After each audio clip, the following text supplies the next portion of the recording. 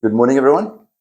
Well, today's the 25th of November, and we always know, what that means. Only a month until Christmas. And some of you might be saying, oh, haven't started shopping yet. Well, don't join the queue.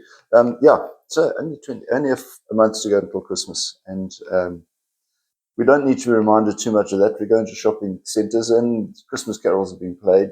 Not the religious ones necessarily, but there's lots of reminders there for us that Christmas is on its way and that we're expected to spend a lot of money. Today is the memorial of St. Catherine of Alexandria, who was also a martyr. Didn't die a very nice death at all, but somebody who stood up against the regime of the time and as a result was put to death. We look at Luke's gospel again today, and we see Jesus telling us about the destruction of the temple, that the destruction is foretold.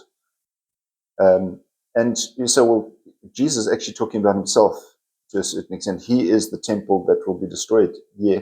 And he said, yeah, and will be built up again. And it was. But he also says nations will fight and there will be earthquakes and plagues and famines. But the earth is not so soon.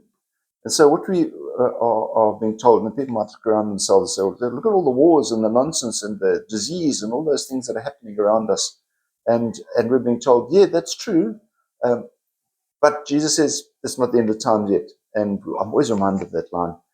Nobody knows when the end will come. Nobody knows the exact date. Only the Father knows.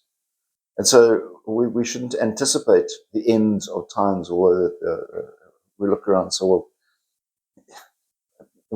we as a humanity haven't looked after this planet very well. And when people get into issues of finance and so forth, then we end up with wars and fighting and some very interesting rulers live under the Chinese curse, and you live in interesting times. So although things don't sound very good, and even in our own circumstances, you might say, well, things are in a bit of turmoil in my own life, just understand that there are better times to come. And we must just be patient, and we must live our lives as well as we possibly can. You keep yourself safe. We'll see you again. God bless. Bye-bye.